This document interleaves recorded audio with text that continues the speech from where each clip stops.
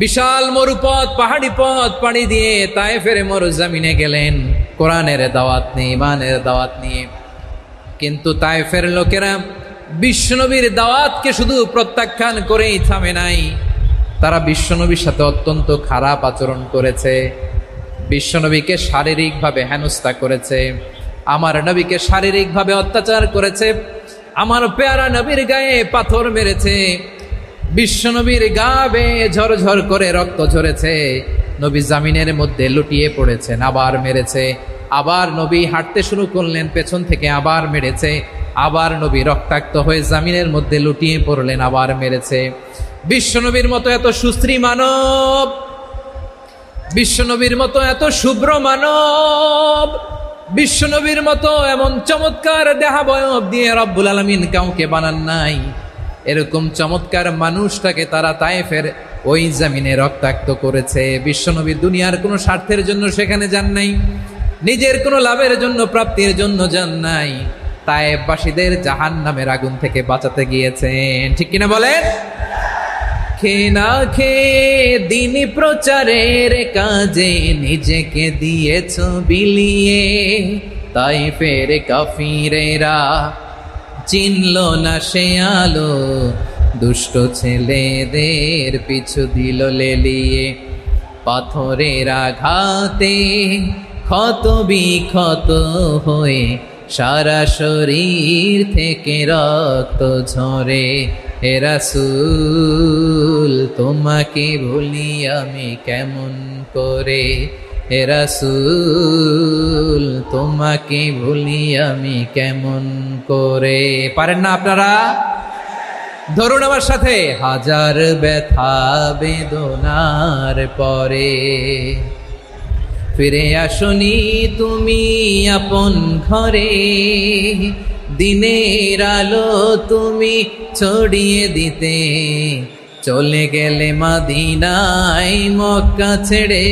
হে রাসূল তোমাকে ভুলি আমি কেমন করে, হে রাসূল তোমাকে ভুলি আমি কেমন করে। ঠিক কিনা বলে? প্রিয় ভাইরা, তায়েফের ছেলেরা নবীকে রক্তাক্ত করলো। আমার নবী কই যাবে? কই যাবে? মক্কায় জায়গা নাই, তায়েফে জায়গা নাই। তায়েফ থেকে ভারাক্রান্ত মন নিয়ে আমার নবী মক্কায় ফিরে আসলেন। বিশ্ব নবী মক্কায় ঢুকতে পারেন না। মক্কার মরুভূমির দিকে তাকিয়ে, উপত্যকার দিকে তাকিয়ে বিশ্বনবী ধা ধা করে কাঁদেন, ঝরঝর করে নবীর চেহারা মোবারক থেকে চোখের পানিগুলো বেয়ে বেয়ে পড়ে। আমার জন্মস্থান, আমার শৈশব, কৈশোর, যৌবন কেটেছে এই মক্কায়, আমার এলাকায় আমি ঢুকতে পারি না। বিশ্বনবী মক্কার অনতি দূরে দাঁড়িয়ে জায়েদকে পাঠালেন, জায়েদ যাও দেখো কেউ আমাকে সাপোর্ট করার মতো আছে কিনা, যাও অমুকের কাছে যাও। জায়েদ গেলেন, তারাও প্রত্যাখ্যান করে ফিরিয়ে দেয়। বিশ্বনবী বললেন যাও অমুক লোকের কাছে যাও, তিনিও প্রত্যাখ্যান করে ফিরিয়ে দিলেন। কেউ বিশ্বনবীকে আশ্রয় দিতে রাজি হয় না। নিজ জন্মভূমিতে বিতাড়িত বিশ্বনবী, সর্বশেষ বিশ্বনবী বললেন যাও মুতঈম ইবনে আদির ঘরে যাও। মুতঈম ইবনে আদি মুশরিক, তার কাছে যাও। গেলেন, মুতঈম ইবনে আদি রাজি হয়ে গেল। সুবহানাল্লাহ বলেন। দেখেন, অনেক বিপদের সময়ও আমি নিজে সাক্ষী, সামাজিকভাবে, রাজনৈতিকভাবে কত ঝঞ্ঝা, কত ষড়যন্ত্র, কত কনস্পাইরেসি পাড়ি দিয়ে আমাদেরকে সামনে এগিয়ে যেতে হয়। এই শত্রুদের ভেতরেও একজনকে দাঁড় করিয়ে দেয় যে আল্লাহর কোরআনের জন্য রেডি হয়ে যায়। পড়েন সুবহানাল্লাহ। মুতঈম ইবনে আদি, আল্লাহ তার মনকে নরম করে দিলেন। মুতঈম বলে, মুহাম্মদ আমি তোমাকে আশ্রয় দিব। তার দুই ছেলেকে পাঠালেন, যাও খোলা তলোয়ার নিয়ে, স্কট দিয়ে, গার্ড অফ অনার দিয়ে মুহাম্মদকে মক্কায় ঢুকাও, আর বলো আমি আমান দেব। আমান কি দিব? আমান মানে সিকিউরিটি, নিরাপত্তা। সিকিউরিটি ছাড়া, আমান দেওয়া ছাড়া কেউ থাকতে পারতো না মক্কায়। দুই ছেলে বিষ্ণু ইসা ইসলামকে নিয়ে আসলো। নবী কাবার চারদিকে তাওয়াফ করলেন, নামাজ পড়লেন। আবু জাহেল, উতবা, শাইবা, ওয়ালিদ ইবনে মুগীরা সবাই দেখে, কেউ কিছু করতে পারে না। কারণ মুতঈম ইবনে আদি ঘোষণা দিয়েছেন, আমি মুহাম্মদকে আমান দিয়েছি, মুহাম্মদের গায়ে যেন কেউ স্পর্শ না করে। আওয়াজ করে পড়েন সুবহানাল্লাহ। নবীর এই বিপদকালে মুহূর্তে মুতঈমের হৃদয়টারে নরম করে দিল কে? আচ্ছা, লালমনির হাটের ভাইয়েরা বলেন, এই মুতঈম কি মুসলিম ছিল না মুশরিক? সবাই বলতে হবে মুসলিম না মুশরিক। তাহলে মুশরিকের কাছ থেকে নবী পলিটিক্যাল অ্যাসাইলাম, আধুনিক রাষ্ট্রবিজ্ঞানের ভাষায় পলিটিক্যাল অ্যাসাইলাম, যেটাকে বলে রাজনৈতিক আশ্রয়, ওনার আমান বা নিরাপত্তার এই ঘোষণায় তিনি মক্কায় ঢুকলেন। যতদিন নিরাপত্তা ছিলেন। মোতিম যখন মারা গেল, বিষ্ণু ইসলাম হিজরত করে মদিনায় চলে গেলেন। সুবহানাল্লাহ। কিন্তু মোতিম যে বিশ্বনবীর উপকার করছে এটা বিশ্বনবী ভুলে নাই। আমাদের অনেকে আছে উপকার করার পরে আর খেয়াল থাকে না, খাওয়ার পরে গলা দিয়ে নামলে আর খেয়াল থাকে না, এরকম আছে না নাই? আমার নবী ভুলে নাই। বদরের প্রান্তরে 70 জন কাফেরকে যখন বন্দী করে বিশ্বনবীর সামনে হাঁটু গেড়ে দাঁড় করানো হলো, বসানো হলো, 70 জন কাফের। কয়জন? বিশ্বনবী তাদের দিকে তাকিয়ে বললেন, সহিহ বুখারীর বর্ণনা, লাউ কানাল মুতঈম ইবনে আদি হাইয়ান সুম্মা কাল্লামানি হাউলাইন নাতনা লা তারাকতুহুম লাহু।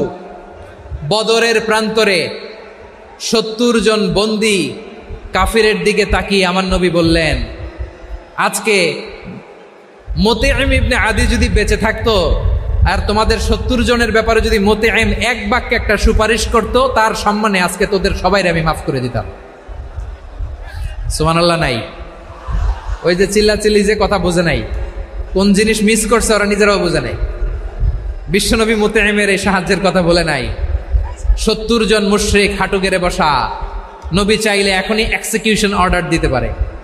তিনি বললেন, আজকে যদি মুতঈম বেঁচে থাকতো আর মুতঈম যদি তোদের জন্য সুপারিশ করতে, এই আবর্জনাগুলোর ব্যাপারে সুপারিশ করতে, আমি মুহূর্তেই তোদেরকে এমনি মাফ করে দিতাম। ইসলাম আমাদেরকে শিখায়, সূরাতুল আনআমের 108 নম্বর আয়াত থেকে আমরা বুঝলাম, কোন ধর্মকে ছোট করা যাবে না। অন্য ধর্মকে ছোট করা মানে ইসলামকে ছোট করা। অন্য ধর্মের দেবতাকে গালি দেওয়া মানে আল্লাহকে গালি খাওয়া না। আওয়াজ করে বলেন ঠিক কি না? খবরদার, এটা করা যাবে না। আর অন্য ধর্মের দেবতাকে যদি আপনি গালি দেন, ওরা ইসলাম থেকে দূরে সরে যাবে। যাও ইসলামের প্রতি আকৃষ্ট হয়েছিল আর কোনোদিন ইসলামের ধারে কাছে আসবে না। আওয়াজ করে বলেন ঠিক কিনা? এজন্য কখনো কোনোদিন অন্য ধর্মের দেবতাদেরকে গালি দেয়া যাবে না। অন্য ধর্মের কোনো দেবতাদেরকে আমরা গালি দিব না, বরং ইসলামের beauty, the beauty of Islam, ইসলামের সৌন্দর্যকে আমরা তুলে ধরব। আমরা যদি বিশ্বনবী সাল্লাল্লাহু আলাইহি ওয়াসাল্লামের জীবনের দিকে তাকাই, তাহলে আমি দেখব বিষ্ণু ইসলাম মক্কাতে কিংবা মদিনাতে অন্য ধর্মের লোকদের সাথে খুব পিসফুলি লাইফ লিড করেছেন। হোক মুশরিক, হোক খ্রিস্টান, হোক ইহুদি, বিশ্বনবী সবার সাথে মিলেমিশে ছিলেন। আলহামদুলিল্লাহ বলেন। ইসলাম হচ্ছে পিসফুল রিলিজিয়ান। অন্য ধর্মের প্রতি সহনশীলতার সবক ইসলাম আমাদেরকে দেয়। কিন্তু প্রতিটি মুসলিমের এটা মনে রাখতে হবে, আল্লাহর কাছে পছন্দনীয়, গ্রহণযোগ্য ধর্ম, জীবনাদর্শ একটি, সেটা হচ্ছে ইসলাম। আওয়াজ করে বলেন সেটা কি? লালমনিরহাটের ভাইয়েরা আওয়াজ করে বলুন, আল্লাহর কাছে মনোনীত ধর্ম একটি, সেটা কি? এজন্য রব্বুল আলামিন বলেন, ইন্নাদ-দীনা ইনদাল্লাহিল ইসলাম। আল্লাহর কাছে মনোনীত, গ্রহণযোগ্য, অ্যাকসেপ্টেড ধর্ম, মতাদর্শ একটা, সেটা হলো ইসলাম। ইসলাম ছাড়া অন্য কোনো ধর্ম যদি কেউ তালাশ করে, তার ওই ধর্ম আল্লাহ গ্রহণ করবে না। ওমাইয়াবতাগি গায়রাল ইসলামি দীনান ফালাই ইউকবালা মিন ওয়া হুয়া ফিল আখিরাতি মিনাল খাসিরিন। Whoever seek anything except Islam, that won't be accepted from him, and he will be loser in the day of judgment. কিয়ামতের দিন ইসলাম ছাড়া কেউ যদি অন্য কোনো ধর্ম তালাশ করেছে দুনিয়াতে, তার এই মতাদর্শ গ্রহণ করা হবে না। and he will be loser, সে হবে লুজার, ক্ষতিগ্রস্ত, হাই কোম্পানির ম্যানেজার। ওর আমও শেষ, সালাও শেষ। আওয়াজ করে বলেন ঠিক কি না? এজন্য ইসলাম পেয়ে আমরা খুশি না বেজার? প্রত্যেক নামাজ শেষে আমরা আল্লাহরে বলি, আল্লাহ রাদিতু বিল্লাহি রাব্বা ওয়া বিল ইসলামি দীনা ওয়া বি মুহাম্মাদিন নাবিয়ান ওয়া রাসূলা। ও আল্লাহ, তোমারে রব হিসেবে পেয়ে আমরা খুশি। ও আল্লাহ, ইসলামকে ধর্ম হিসেবে পেয়ে আমরা খুশি। বিশ্বনবীকে আমাদের রাসূল পেয়ে আমরা খুশি। ঠিক কিনা বলেন? ইসলাম ছাড়া অন্য কোনো ধর্ম আমরা গ্রহণ করব না। ঠিক কিনা বলেন? আল্লাহর কাছে অ্যাকসেপ্টেড রিলিজিয়ান একটা, সেটা ইসলাম। তো বিশ্বনবী সাল্লাল্লাহু আলাইহি ওয়াসাল্লাম মক্কাতে কিংবা মদিনাতে খুব পিসফুলি এক্সিস্ট করেছেন, যে কোনো ধর্মের সাথে মিলেমিশে চলেছেন। তার প্রমাণ আমরা যদি রাসূল সাল্লাল্লাহু আলাইহি ওয়াসাল্লামের বায়োগ্রাফির দিকে তাকাই, তাহলে দেখব তিনি মুশরিকদের সাথে পিস ট্রিটি করেছেন, শান্তি চুক্তি, পিস ট্রিটি, পিস এগ্রিমেন্ট। আপনারা হুদাইবিয়ার সন্ধির নাম শুনেছেন? আমার লালমনিরহাটের কলিজার টুকরা ভাইয়েরা, হুদাইবিয়ার সন্ধির নাম আপনারা শোনেন নাই? 6ষ্ঠ হিজরিতে বিষ্ণু ঈসা ইসলাম মুশরিকদের সাথে এই ট্রিটি করেছেন, চুক্তি। কাদের সাথে? মুশরিকদের সাথে। আমরা তো মুসলমান বসতে পারি না, আমরা দুই মুসলিম ভাই একসাথে বসে চা খেতে পারি না, গল্প করতে পারি না। বিষ্ণু ঈসা ইসলাম মুশরিকদের সাথে ট্রিটি করেছেন, হুদাইবিয়ার সন্ধি। এই সন্ধির আগে মক্কা থেকে কেউ মদিনায় যেতে পারে না, মদিনা থেকে কেউ মক্কায় যেতে পারে না। কিন্তু এই সন্ধির পরে ট্রাফিক স্বাভাবিক হয়ে গেল, মক্কার লোকেরা মদিনায় আসতে পারে, মদিনার লোকেরা মক্কায় আসতে পারে। এটাকে বলে সুলহে Hudaybiyah, the peace agreement of Hudaybiyah, শান্তি চুক্তি। আমরা পৃথিবীতে এখন অনেক শান্তি চুক্তির নাম শুনি, এগুলো সব the piece treaty of Hudaibiya থেকে কপি করা। আল্লাহু আকবার। তাহলে বিশ্বনবী সাল্লাল্লাহু আলাইহি সাল্লাম তিনি যে শান্তিপূর্ণ সহাবস্থানে বিশ্বাসী ছিলেন, মুসলমানেরা যে অন্য ধর্মের প্রতি সহনশীল, তার প্রমাণ হচ্ছে এই পিস ট্রিটি। বিষ্ণু ঈসা ইসলাম মদিনায় যে কি করলেন? মদিনায় যে বিষ্ণু ঈসা ইসলাম মদিনা চার্টার করলেন, মদিনা সনদ, সাহিফাতুল মদিনা, এটার বলে মদিনা চার্টার। যে ওয়েস্টে, ইউরোপে, আমেরিকাতে তারা অনেক চার্টার করে, সব চার্টার মদিনা চার্টার থেকে কপি করা। আওয়াজ করে পড়েন সুবহানাল্লাহ। বিষ্ণু ঈসা ইসলাম মদিনায় গেলেন, মদিনাতে মুসলিম, মুশরিক, ইয়াহুদি, এই 3 ধর্মের লোক মিলে সব স্টেক হোল্ডার যারা আছে সবাইকে নিয়ে বিষ্ণু ঈসা ইসলাম মদিনা চার্টার করলেন, মদিনা সনদ। পড়েন সুবহানাল্লাহ। শুধু তাই নয়, মক্কাতে বিশ্বনবী পিস এগ্রিমেন্ট করলেন, শান্তি চুক্তি মুশরিকদের সাথে। মদিনাতে যে বিশ্বনবী মদিনা চার্টার করলেন, মদিনা সনদ করলেন ইহুদিদের সাথে। আবার মদিনাতে বিশ্বনবী ইহুদিদের সাথে পিস ডায়ালগ করলেন, ইন্টারফেথ ডায়ালগ করলেন, আন্তধর্মীয় সংলাপ করলেন। যে সংলাপের মূল ভিত্তি ছিল তাওহীদ। মূল ভিত্তি ছিল কি? তাওহীদ। বিশ্বনবী ইহুদিদেরকে ডাকলেন, আহ্বান করলেন, কুল ইয়া আহলাল কিতাবি তাআলাউ ইলা কালিমাতিন সাওয়াইন বাইনানা ওয়া বাইনাকুম আল্লা না'বুদা ইল্লাল্লাহ ওয়া লা নুশরিকা বিহি শাইআন ওয়া লা ইয়াত্তাখিযা বা'দুনা বা'দান আরবাবাম মিন দুনিল্লাহ فإن تولوا فقولوا اشهدوا بأننا مسلمون। সুবহানাল্লাহ পড়েন। বিশ্বনবী মদিনার ইহুদিদের ডেকে বললেন, ও ইহুদিরা, শোনো শোনো, আসো এমন একটা আদর্শের প্রশ্নে আমরা একত্রিত হই, যে আদর্শের প্রচার তোমাদের নবীরাও করেছে, আমিও করি, যে আদর্শের কথা তোমাদের পবিত্র ধর্মগ্রন্থগুলোতে আছে, আমার কোরআনেও আছে। সেটা হলো তাওহীদ। আমরা এক আল্লাহ ছাড়া কারো ইবাদত করব না, আল্লাহর সাথে কাউরে শরীক করব না, আল্লাহ ছাড়া কাউরে রব মানব না। পড়েন সুবহানাল্লাহ। তাহলে আমার প্রিয় লালমনিরহাটের ভাইরা, মদিনাতে যে তিনি মদিনা চার্টার করলেন, মদিনা সনদ, পিস ডায়ালগ করলেন, শান্তির সংলাপ, ইন্টারফেথ ডায়ালগ করলেন, আন্তধর্মীয় সংলাপ, যার ভিত্তি ছিল তাওহীদ। সুবহানাল্লাহ পড়েন। তাহলে অন্য ধর্মের প্রতি সব সময় ইসলাম সহনশীল, টলারেন্স। যদি আপনি দেখতে চান ইসলামের নবী বিশ্ব নবীর দিকে তাকান, ঠিক কিনা বলেন?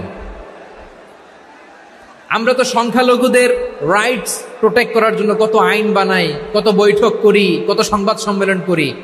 বিষ্ণু সাল্লাল্লাহু আলাইহি ওয়াসাল্লাম সংখ্যালঘুদের রাইটসের ব্যাপারে, অধিকারের ব্যাপারে যে কথা বলেছেন, শুনলে আপনি অবাক হয়ে যাবেন। বিশ্বনবী বলেন, আলা মান যালামা মুআহাদান আও ইনতাকাসাহু আও কাল্লাফাহু ফাওকা তাআতিহি আও কাল্লাফাহু ফাওকা তাকাতিহি আও আখাযা মিনহু শাইআন বিগাইরি তিবি নাফসিন ওয়া আনা হাজিজুহু ইয়াউমাল কিয়ামা। খবরদার, জেনে রাখো, কেউ যদি কোনো সংখ্যালঘুর উপরে অত্যাচার করে, কোনো সংখ্যালঘুর প্রাপ্য থেকে যদি কেউ কাউকে ঠকায়, সংখ্যালঘুর উপর যদি কেউ কষ্ট দেয়, কোনো সংখ্যালঘুর সম্পদ যদি কেউ জোর করে কেড়ে নেয়, আমি কিয়ামতের দিন বিশ্বনবী ওই সংখ্যালঘুর পক্ষে আর ওই মুসলমানদের বিপক্ষে বাদী হয়ে দাঁড়াবো। সুবহানাল্লাহ বলতে পারলেন না? আল্লাহু আকবার। আপনি নামাজি, আপনি মুসল্লি, আপনি হাজী সাহেব, তাহাজ্জুদ পড়তে পড়তে কপালে দাগ ফেলে দিছেন, আপনার প্রতিবেশী হিন্দু, ভাবছেন আমার তো পাওয়ার আছে, ওর জমিটা দখল করি। বিশ্বনবী বলেন কিয়ামতের দিন ওই হিন্দুর পক্ষে তোর বিরুদ্ধে আমি বাদী হয়ে দাঁড়াবো। পৃথিবীর কোন ধর্মে এরকম স্টেটমেন্ট পাবেন? পাবেন? আপনি ভাবছেন আপনি নামাজ পড়লে হাজী সাহেব কপালে দাগ ফেলায় দিলে আপনি সেলসালায় জান্নাতে চলে যাবেন না? খবরদার। বিশ্বনবী বলেন কোন সংখ্যালঘুর উপর যদি কেউ আক্রমণ করে, তার প্রাপ্য তাকে না দিয়ে যদি তাকে ঠকায়, তার উপর জুলুম করে, তার সম্পদ যদি কেড়ে নেয়, আমি নবী, তুমি মুসলিম হইতে পারো, মুসল্লি হইতে পারো, তার পক্ষে তোমার বিপক্ষে আল্লাহর দরবারে বাদী হয়ে দাঁড়াবো। আচ্ছা লালমনিরহাটের ভাইরা, কথা বুঝতে পারলে আওয়াজ করে উত্তর দেন। বিশ্বনবী যদি কারো বিপক্ষে দাঁড়ায় কিয়ামতের দিন, আই রিপিট, আমি আবারও বলছি, বিশ্বনবী যদি কিয়ামতের দিন কারো বিপক্ষে দাঁড়ায়, ও তো সেলসালায়া জান্নাতি, তাই না? জান্নাতি না? যে নবীর সুপারিশ ছাড়া জান্নাতের গেটও দেখা যাবে না, ওই নবী যদি বলে তোর বিপক্ষে আমি বাদী হয়ে দাঁড়াবো, ওই জান্নাতে আর ঢোকার কোনো সুযোগ আমাদের থাকবে? এখানেই শেষ না আমার প্রিয় লালমনিরহাটের ভাইয়েরা, এখানেই শেষ নয়। বিশ্বনবী বলেন মান কাতালা